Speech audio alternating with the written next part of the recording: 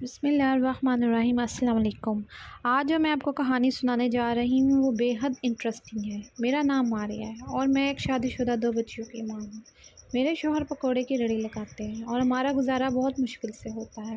کبھی کبھی تو میں اتنی پریشان ہو جاتی ہوں کہ اب ہمارا گزارا کیسے ہوگا، کیونکہ وہ کبھی ان کی سیل ہوتی ہے اور کبھی ان کی سیل نہیں ہوتی، اور اسی طرح دن گزرتے جا رہے ہیں۔ میری بچیاں بڑی ہو رہی تھیں، وہ گورنمنٹ اسکول میں پڑھتی تھی اور میری خواہش تھی کہ وہ بھی کسی اچھے اسکول میں جائیں، لیکن ہم افورڈ نہیں کر سکتے تھے انہیں کسی اچھے اسکول میں داخل کروا سکے۔ ایک دن میرے شوہر پکوڑے بیچنے کے لیے گئے اور وہاں پر ایک لڑکی آئی۔ اس نے کہا، میرے پاس پیسے نہیں اور مجھے بہت بھوک لگی ہے، مہربانی کر کے مجھے تھوڑے سے پکوڑے دے دیں۔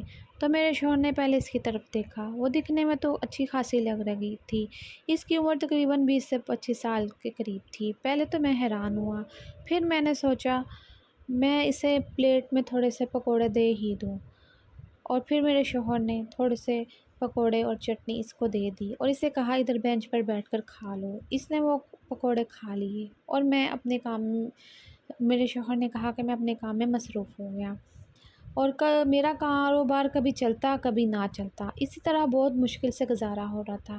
اسی دن میرے شوہر کا کام اتنا نہ چلا، وہ تھوڑے سے ہی پیسے گھر لے کر آئے۔ میں خاموشی سے صبر شکر کر کے گزارا کرتی رہی۔ پھر اسی طرح 2-3 دن گزر گئے۔ تو ایک دن میرے شوہر نے کہا کہ آج وہ لڑکی پھر آئی تھی جسے میں نے مفت میں پکوڑے دیے تھے، لیکن آج وہ مجھے بہت سارے پیسے پکڑا کر گئی ہے اور یہ بھی کہہ گئی ہے کہ آپ اگر نوکری کرنا چاہو تو میرے گھر کر لیں، آپ کو میں اچھا خاصا معاوضہ دوں گی، آپ جتنا یہاں سے کماتے ہیں اس سے ڈبل دوں گی۔ لیکن میں نے اسے انکار کر دیا۔ پھر اس نے میرے گھر کا پتہ پوچھا اور میں نے اپنے گھر کا پتہ بتا دیا۔ تو اسی طرح وہ دن بھی گزر گیا۔ اگلے دن وہ لڑکی ہمارے گھر آئی اور اس نے مجھ سے پوچھا، کیا آپ اپنی بیوی کو نوکری کروانا چاہتے ہیں؟ تو میں نے ہاں میں سر ہلا دیا، کیونکہ میں پہلے ہی مشکل سے گزارا کر رہا تھا، اور میں نے چاہ کر بھی اس کو سر ہلا دیا اور کہا کہ ہاں میری بیوی اب آپ کے گھر نوکری کرے گی، کیونکہ کہیں نہ کہیں میں بھی چاہتا تھا کہ میری بچیاں بھی اچھا پہنیں، اچھا کھائیں اور ان کی ہر حسرت پوری ہو اور وہ کسی اچھے اسکول میں پڑھے۔ لیکن انہوں نے مجھے کبھی نہیں کہا تھا یہ کبھی کچھ مانگا تھا۔ میں نے جلدی سے ہاں میں سر ہلا دیا، اور اس کے بعد میں اگلے دن اس کا گھر کا پتہ پوچھا کہ آپ کہاں رہتی ہو؟ تو اس نے بتایا کہ ہم دوسری گلی میں رہتے ہیں، تو اب فلاں ٹائم پر آ جائیں، آپ کو روز کے روز ہم پیسے دیں گے۔ تو میں خوش ہو گئی۔ اگلے دن جب میرے شوہر گھر آئے تو میں نے ان سے اجازت مانگی، تو انہوں نے اجازت دے دی اور میں ان کے گھر کام پر چلے گئی، اور پہلے ہی دن وہ میرے ساتھ بہت نرمی سے پیش آئیں، اور انہوں نے مجھے پہلے دن کھانا بھی دیا اور اس کے ساتھ بچوں کے کپڑے بھی دیے اور اضافی پیسے دیے۔ یہ دیکھ کر میں حیران رہ گئی کہ وہ میرے ساتھ اتنے اچھے سے بول رہی ہیں اور اتنے اچھے سے سلوک کیا اور اتنے سارے پیسے بھی دیے، اتنا تو کوئی بھی نہیں کرتا۔ تو یہ ساری باتیں میں نے اپنے شوہر کو بتائی، میرے شوہر بھی خوش ہو گئے۔ پھر اسی طرح دن گزرتے گئے اور میں روزانہ ان کے گھر کام کرنے چلی جاتی۔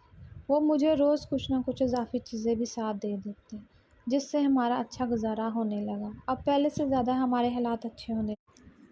سے زیادہ اچھے ہمارے دن ہو گئے، اور میں ڈیلی کوئی نہ کوئی چیزیں ان کے گھر سے لے کر آتی اور ہمارے دل سے بہت سی دعائیں نکلی۔ پھر میں جب ایک دن ان کے گھر کام کر رہی تھی تو اس لڑکی نے کہا، کل ہمارے گھر فنکشن ہے، آپ اپنے شوہر سے کہیں کہ وہ پکوڑوں کی ریڑھی ایک دن کے لیے ہمارے گھر لگائیں، تاکہ مہمانوں کو شام کی چائے کے ساتھ پکوڑے پیش کیے جا سکیں۔ میں نے ہاں میں سر ہلا دیا اور اپنے شوہر کو یہ ساری بات بتائی، تو میرے شوہر خوش ہو گئے۔ وہ اگلے دن شام کو 4 بجے ان کے گھر پہنچ گئے اور ریڑھی لگائی، تو وہ یہ دیکھ کر حیران رہ گئی کہ اتنا بڑا گھر، اتنا پیارا گھر، پہلے انہوں نے اتنا بڑا گھر نہیں دیکھا تھا۔ یہ وہی لڑکی ہے جو مجھ سے فری میں پکوڑے کھانے آئی تھی۔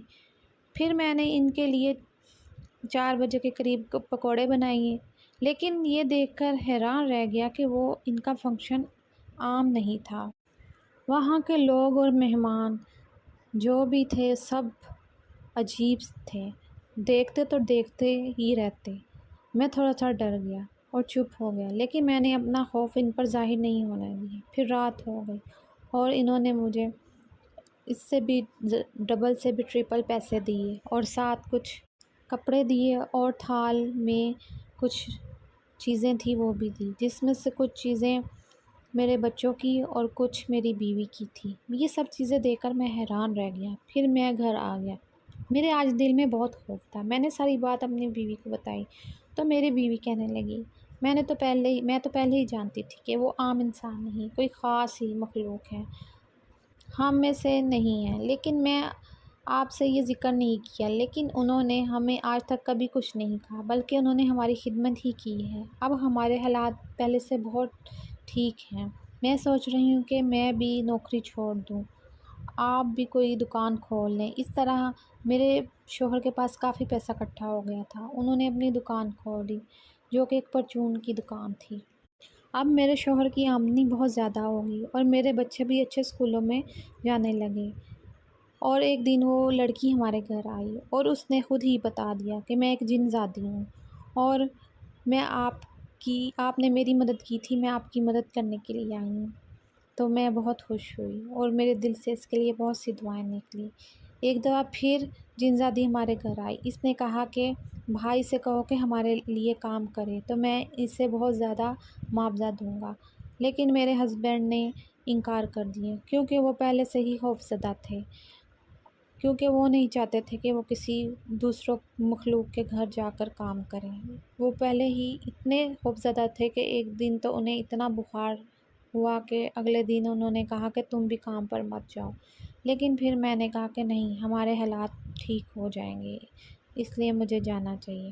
تو اسی طرح ایک سال گزر گیا اور اب ہمارے ماشاءاللہ حالات بہت اچھے تھے اور میں نے اس لڑکی سے کہا کہ اب میں مزید کام نہیں کر سکتی کیونکہ میں بہت زیادہ تھک جاتی ہوں اور میرے ہسبینڈ کا کام بھی اب ٹھیک چل پڑا ہے، اس لیے آپ سے میں معافی مانگتی ہوں۔ تو اس لڑکی نے کہا کوئی بات نہیں، لیکن مجھے ایک اجازت دے دیجیے، میں کبھی کبھی آپ سے ملنے کے لیے آ سکوں۔ اس طرح وہ لڑکی کبھی کبھی ہمارے گھر ملنے کے لیے آ جاتی۔ ہم نے اس کی ایک دفعہ مدد کی اور اس نے ہماری کئی دفعہ مدد کی۔ ہمیں تو دنیا میں ہی اس کا صلہ مل گیا۔ اب مجھے اجازت دیجیے۔ اگر آپ کو یہ کہانی اچھی لگی ہو تو ضرور شیئر کیجیے گا۔ اللہ حافظ۔